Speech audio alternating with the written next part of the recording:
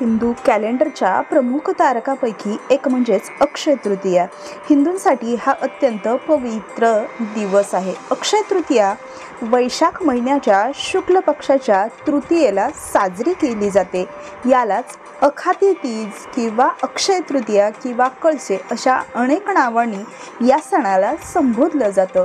नमस्कार, आजच्या व्हिडिओमध्ये आपण अक्षय तृतीया म्हणजे काय किंवा अक्षय तृतीयेची पूजा कशा पद्धतीने केली जाते, या दिवशी काय काय कार्य केलं जातं याविषयीची संपूर्ण माहिती घेणार आहोत। अक्षय तृतीया म्हणजेच या शब्दाचा मराठीत अर्थ होतो तो म्हणजेच अक्षय, म्हणजेच कधीही न क्षय होणारा किंवा कधीही न संपणारा, यालाच अक्षय असं म्हटलं जातं। आणि तृतीया म्हणजेच तिसरा, तर हा दिवस तिसऱ्या दिवशी येतो म्हणून याला अक्षय तृतीया असं म्हटलं जातं। हा दिवस हिंदू धर्मामध्ये खूप महत्त्वाचा मानला जातो। हिंदू धर्मामध्ये जी 3.5 मुहूर्त वर्षभरामध्ये येतात, तर त्या 3.5 मुहूर्तापैकी एक महत्त्वाचा मुहूर्त म्हणजेच अक्षय तृतीयेचा। या दिवशी केलेलं कार्य शुभ मानलं जातं। या कार्याचा कधीही क्षय होत नाही। या दिवशी केलेलं दान पुण्य कधीही संपत नाही, म्हणूनच याला अक्षय असं म्हटलं जातं। अक्षय तृतीयेचं महत्त्व किंवा पूजा कशा पद्धतीने केली जाते? अक्षय तृतीया ही 3.5 मुहूर्तापैकी एक आहे। त्यामुळे या दिवशी शुभ कामे करणे खूप महत्त्वाची मानले जातात। जसे की नवीन घर, नवीन व्यवसाय, नवीन वाहन खरेदी, नवीन सोने चांदी किंवा कुठलंही वाहन किंवा प्रॉपर्टी खरेदी करणे किंवा लग्न करणे हे शुभ मानले जाते। या दिवशी कोणतंही कार्य करू शकतो, तर हा 3.5 मुहूर्तापैकी एक शुभ मुहूर्त मानला जातो। या दिवशी दान आणि पुण्य सुद्धा केलं जातं। या दिवशी केलेलं दान आणि पुण्य हे अक्षय असतं, जे की कधीही न संपणारं। त्यामुळेच दान करणे किंवा मग धार्मिक कार्य करणे या दिवशी खूप महत्त्वाचे मानले जाते। देवी लक्ष्मी आणि विष्णूजीची पूजा ही सुद्धा या दिवशी खूप महत्त्वाची मानली जाते। अक्षय तृतीयेला देवी लक्ष्मी आणि विष्णूची पूजा अगदी प्रत्येक घरामध्ये केली जाते आणि ती खूप शुभ मानली जाते की या दिवशी त्यांची कृपा प्राप्त करण्यासाठी आणि घरात सुख समृद्धी आणण्यासाठी या दिवशी ही पूजा करणं खूप महत्त्वाचं मानलं जातं।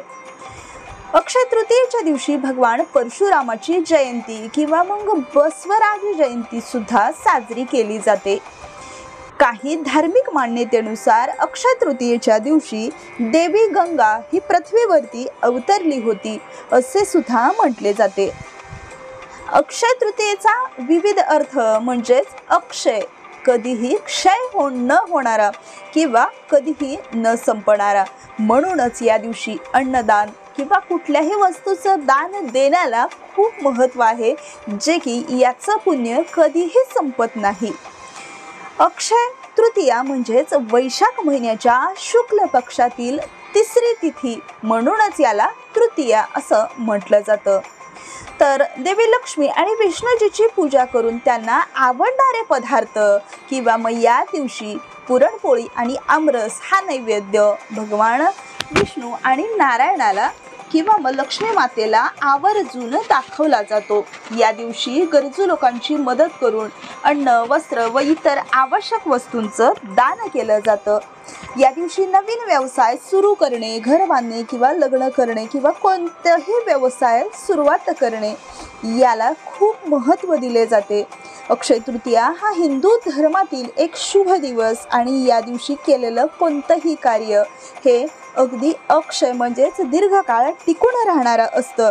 म्हणूनच अक्षय तृतीया हा सण हिंदूंसाठी खूप महत्त्वाचा आहे। तो प्रत्येक विभागानुसार वेगवेगळ्या पद्धतीने साजरा केला जातो। तर या सणाला अखाती असं सुद्धा म्हटलं जातं। अखाती तीज मागे अनेक हिंदू श्रद्धा आहेत। काही जण याचा संबंध भगवान विष्णूच्या जन्माशी जोडतात, तर काही जण भगवान श्रीकृष्णाच्या लीलांशी जोडला जातो। सर्व समजुती आणि श्रद्धेच्या संबंधित आहेत। तर याची नेमकी पौराणिक कथा काय, तर हा दिवस पृथ्वीचे रक्षक भगवान विष्णू यांना समर्पित आहे. असं म्हटलं जातं की विष्णूने श्री परशुरामाच्या रूपात पृथ्वीवरती अवतार घेतला होता. या दिवशी विष्णू 6व्यांदा परशुरामाच्या रूपात पृथ्वीवरती अवतरले होते. म्हणूनच हा दिवस परशुरामाचा जन्मदिवस किंवा मग जयंती म्हणून साजरा केला जातो. धार्मिक मान्यतेनुसार त्रेता आणि द्वापार युगापर्यंत विष्णू पृथ्वीवर चिरंजीवी म्हणजेच अमर राहिले. परशुराम हे 7 ऋषीपैकी एक ऋषी जमदग्नी आणि रेणुका मातेचे पुत्र होते. हे ब्राह्मण कुटुंबात जन्माला आले. म्हणूनच अक्षय तृतीया आणि परशुराम जयंती हा सण अगदी थाटामाटामध्ये साजरा केला जातो. तर यामागची दुसरी मान्यता अशी आहे की त्रेतायुगाच्या प्रारंभी पृथ्वीची सर्वात पवित्र मानली जाणारी गंगा नदी या दिवशी स्वर्गातून पृथ्वीवरती आली होती. भगीरथाने गंगा नदी पृथ्वीवरती आणली होती. या पवित्र नदीचे पृथ्वीवर आगमन झाले. या दिवसाचे पावित्र्य वाढले. म्हणूनच या दिवसाचा हिंदूच्या पवित्र सणामध्ये समावेश झाला. या दिवशी पवित्र गंगा नदीत स्नान केल्याने व्यक्तीची सर्व पापे दुःखे नष्ट होतात अशी सुद्धा मान्यता आहे. आणखीन एका मान्यतेनुसार हा दिवस हा अन्नपूर्णा मातेसाठी किंवा मग स्वयंपाकघर, पाककला किंवा अन्नाची देवी जी अन्नपूर्णा आहे यांचा वाढदिवस म्हणून सुद्धा साजरा केला जातो. अक्षय तृतीयेच्या दिवशी आई अन्नपूर्णेची पूजा केली जाते. भंडारदरा भरून ठेवण्यासाठी आईकडून वरदान मागितले जाते. अन्नपूर्णेच्या पूजेने स्वयंपाकघर आणि जेवणाची चव वाढते. आपल्या दैनंदिन जीवनामध्ये जे काही आपण अन्न तयार करतो तर ते अन्न अन्नपूर्णे देवीच्याच स्वरूपाने किंवा आशीर्वादाने आपल्या घरामध्ये अखंडपणे याचा जो साठा आहे तो कधीही न संपणारा असावा किंवा मग आपल्याला कोणत्याही गोष्टीची कमतरता भासू नये या दिवशी म्हणूनच अन्नपूर्णेची पूजा केली जाते. दक्षिणेकडील प्रांतात या दिवशी वेगळी ओळख आहे. या दिवशी कुबेर भगवानाचा किंवा मग कुबेराचा खजिनदार यांनी शिवपुरम नावाच्या ठिकाणी त्यांची पूजा करून शिवाला प्रसन्न करून घेतले होते. कुबेराच्या तपश्चर्येने प्रसन्न होऊन शिवाने कुबेराला वरदान मागायला सांगितले. कुबेराने लक्ष्मीजीकडून आपली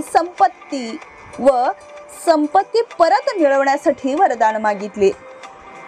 जेव्हा शंकरजींनी कुबेराला लक्ष्मीची पूजा करण्याचा सल्ला दिला म्हणून तेव्हापासून आजपर्यंत अक्षय तृतीयेला लक्ष्मीची पूजा केली जाते. लक्ष्मी ही विष्णूची पत्नी आहे.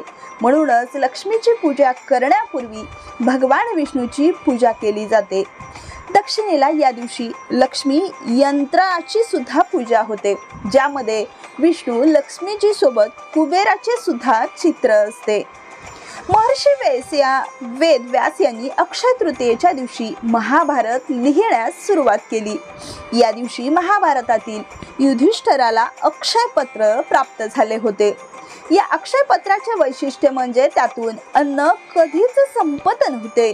या पात्राद्वारे युधिष्ठिर आपल्या राज्यातील गोरगरीब आणि भुकेल्या लोकांना अन्नदान करून मदत करत असे.